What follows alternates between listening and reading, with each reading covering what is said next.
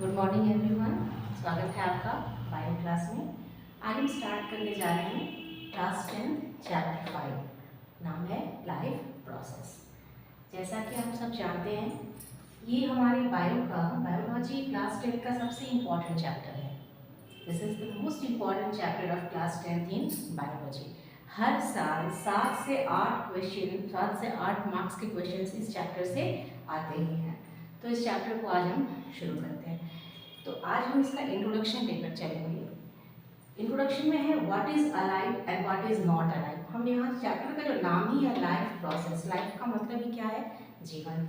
तो हम कैसे समझेंगे कि कोई चीज़ जीवित है या नहीं है?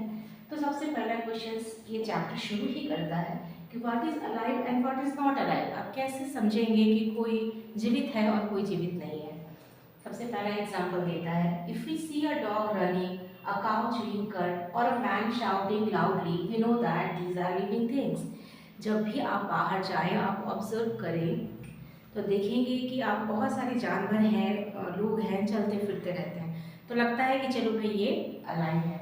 लेकिन अगला क्वेश्चन है, व्हाट इफ द डॉग और द काउ और द मैन asleep? आपने जिस डॉग को दौड़ते हुए देखा, जिस काउ को च्यू करते देखा, जिस मैन को आपने लाउडली शाउट करते देखा, अगर वो सो रहे हैं तो क्या वो जीवित नहीं है? फिर आता है, we see them breathing and we know them they are alive. जी हाँ, वो जीवित हैं, लेकिन वो हम कैसे समझ रहे हैं कि वो जीवित हैं? चलो भाई, वो सांस ले रहे हैं। जब वो सो भी रहे हैं ना, तो वो सांस ले रहे हैं, तो हम देख रहे हैं कि हाँ वो जीवित हैं। लेकिन क्या अगर हम यही क्राइटेरिया प्लांट्स के साथ लें तो what about plants? How do we know that they are alive? अगर हमने रनिंग को च्यूइंग कर यानी कुछ काम करते हुए को क्राइटेरिया मान लिया कि हाँ, अगर कोई कुछ काम कर रहा है या उसमें कुछ गति है, मूवमेंट है, तो हम उसको अलाइव कहेंगे। तो अगर हम ये क्राइटेरिया सोचें तो ये क्या प्लांट्स के साथ फिट होता है? नहीं, प्लांट तो स्टैंड है एक जगह। तो what about plants? How do we know that they are alive? आप पेड़ पौधों को देखते हैं, हम सब जानते हैं कि वो जीवित हैं, है ना। बहुत सारी बातें हैं जो धीरे धीरे इस चैप्टर में क्लियर हो जाएंगी। तो जब हम अलाइव और नॉट अलाइव का क्राइटेरिया को अगर हम पहले केवल रनिंग एंड शाउटिंग इन सब चीज़ों से लें, तो प्लांट्स को तो हम किस कैटेगरी में रखेंगे? और हम जानते हैं कि प्लांट्स अलाइव हैं, तो इसका मतलब है जनरली नॉर्मली जो हम बात शुरू करते हैं, तो हम जानते हैं कि हम शुरू से ही पढ़ते आ रहे हैं कि प्लांट्स जो हैं वो फोटोसिंथेसिस करते हैं, अपना भोजन स्वयं बनाते हैं, ग्रो कर रहे हैं। तो हम कहते हैं कि चलो भाई, उनके पत्ते ग्रीन हैं तो वो फोटोसिंथेसिस करेंगे, भोजन बनाएंगे, इसलिए वो अलाइव हैं। तो we see them green, but what about plants that have leaves other than green in colour? बहुत सारे ऐसे भी प्लांट्स हैं, एग्जाम्पल आपको मिलेंगे, जिनके लीव्स जो हैं वो ग्रीन नहीं होते। तो क्या वो फोटोसिंथेसिस नहीं कर रहे हैं? तो क्या वो जीवित नहीं है? ऐसा भी, ये भी क्राइटेरिया गलत साबित होता है, क्योंकि बहुत सारे ऐसे प्लांट्स हैं, मोस्टली तो सारे प्लांट्स के जो लीव्स हैं वो ग्रीन हैं, उनमें फोटोसिंथेसिस हो रहा है, ये हम समझ रहे हैं। लेकिन इसमें भी बहुत सारे ऐसे एक्सेप्शंस हैं जिन प्लांट्स के पत्ते हरे नहीं दूसरे कलर के हैं, लेकिन फिर भी वो जीवित हैं, तो ये क्राइटेरिया भी फेल हो जाता है। तो बहुत सारे ऐसे प्लांट्स हैं ना जिनके लीव्स ग्रीन नहीं है, जैसे कि जैपनीज मैपल को लें, इनके जो लीव्स हैं ये रेड, पर्पल या गोल्ड लीव्स होते हैं। क्रोटॉन को लेते हैं तो उनके लीव्स में स्प्लैशेस हैं, छाप रहता है येलो, रेड और ऑरेंज कलर का। और अगर हम एक अलग ही बात ले लें फंगाई का, ऑर्गेनिजम्स लाइक मशरूम, है ना, तो ये तो नॉन ग्रीन होते हैं, इनमें फोटोसिंथेसिस भी ये परफॉर्म नहीं करते, तो क्या इसको हम लिविंग कहेंगे? ये एक अलग टॉपिक है, लेकिन हाँ ये लिविंग है, हम भी जान रहे हैं, आप भी जान रहे हैं, वो कैसे फूड प्रोवाइड इसको हो रहा है ये हम अलग टॉपिक में पढ़ेंगे। तो यहाँ से यहाँ तक जो इंट्रोडक्शन में हुआ कि हम ये समझना है हमको कि what is alive and what is not alive. अगर हम फर्स्ट क्राइटेरिया उनको कुछ करते हुए देख रहे हैं, यहाँ से वहाँ तक जाते हुए देख रहे हैं, तो वो क्राइटेरिया जो है वो प्लांट्स को फुलफिल नहीं करते, क्योंकि प्लांट्स एक जगह से दूसरी जगह नहीं जा रहे हैं, लेकिन फिर भी वो अलाइव हैं। दूसरी बात, जो ग्रीन कलर की है वो भी क्राइटेरिया फिट नहीं होता, क्योंकि बहुत सारे ऐसे प्लांट्स हैं जिनके पत्ते ग्रीन नहीं हैं, फिर भी वो अलाइव हैं। तो फिर बात कहाँ तक आती है? तो एक कंक्लूजन निकलता है, इतने सारी चीज़ों पे इतने सारे डिस्कशंस का एक सार निकलता है कि actually we see them some sort of movement either growth related और not as common evidence for being alive. इसका मतलब है कि जब भी हम एक सॉर्ट ऑफ मूवमेंट देखते हैं, अब मूवमेंट वो मूवमेंट ग्रोथ रिलेटेड भी हो सकता है और नहीं भी। तो ये जो है ये common evidence of being alive, यानी कि जितने भी ऑर्गेनिजम्स जिनको हम अलाइव कहेंगे उनमें मूवमेंट होगा। ये मूवमेंट ग्रोथ रिलेटेड भी हो सकता है या ऐसे भी हो सकता है, लेकिन मूवमेंट होगा। तो यहाँ तक ये बात क्लियर हो जाती है कि movement is the first criteria of being alive. लेकिन ये जो सेंटेंस आपको एनसीईआरटी में मिलता है, actually we see some sort of movement either growth related और नॉट, तो यहाँ पर दो टर्म हमारे सामने आ जाते हैं, एक है मूवमेंट और दूसरा है ग्रोथ। तो इसको भी हमें समझना जरूरी है कि ग्रोथ क्या है, मूवमेंट क्या है। सबसे पहले अगर हम ग्रोथ देखते हैं, it is permanent increase in size, quantity, volume और नंबर ऑफ सेल्स, यानी कि आप इसको ऑब्जर्व कर सकेंगे, जैसे कि साइज में बड़ा होगा, नंबर में बड़ा होगा, वॉल्यूम में बड़ा होगा, तो ये ग्रोथ है। इट मे बी ग्रेजुअल, मतलब कि धीरे धीरे हो सकता है, कंटिन्यूअस यानी लगातार होगा, and involves development and maturation. अब एक नया टर्म आता है डेवलपमेंट एंड मैच्योरेशन, ये भी आप अलग टॉपिक में पढ़ेंगे कि क्या है डेवलपमेंट, क्या है मैच्योरेशन, ये आप थोड़ा थोड़ा तो समझ ही रहे हैं, लेकिन ये भी ग्रोथ के ही अंदर आएगा। अब हम ग्रोथ का अगर हम एग्जाम्पल लें तो a baby growing into a child, एक छोटा बच्चा कैसे एक बेबी जो है वो चाइल्ड भी बनेगा, एक चाइल्ड कैसे एडल्ट बन जाएगा, ये क्या है, ग्रोथ है।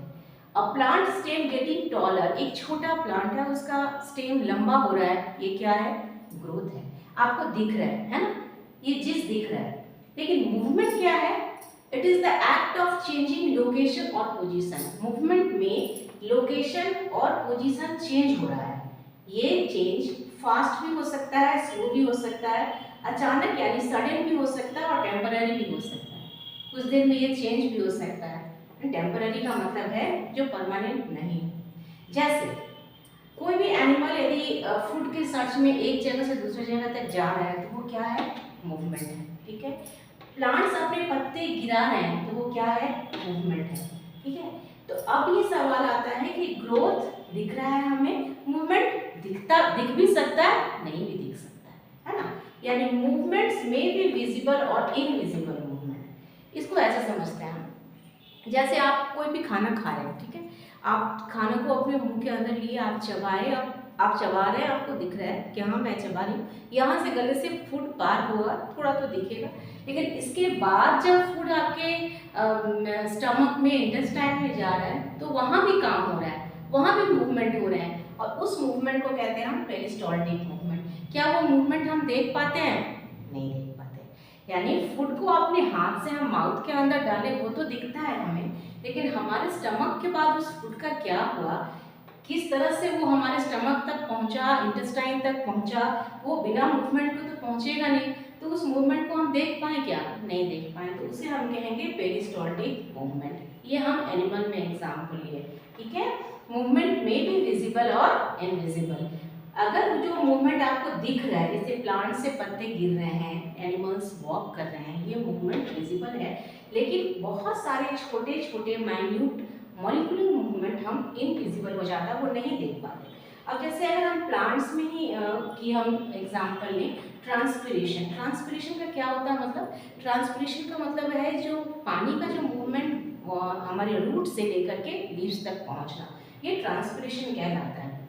ठीक है, तो ये भी हम देख पाते हैं क्या, हम नहीं देख पाते। पत्तों का गिरना हमको दिख रहा है, लेकिन ट्रांसपिरेशन हम नहीं देख पाते हैं। तो ये सारी जो चीजें हैं, ये मूवमेंट हो रहा है, सारे लिविंग ऑर्गेनिजम्स में मूवमेंट होगा, लेकिन ये मूवमेंट विजिबल भी हो सकते हैं और इनविजिबल भी हो सकते हैं। ठीक है, तो यहाँ तक जो सार जो निकला हमारा, यहाँ तक ये कंक्लूड हुआ कि movement is the first criteria of being alive that can be visible or non visible, यानी इनविजिबल हो सकता है, आप देख सकते हैं, नहीं देख सकते हैं।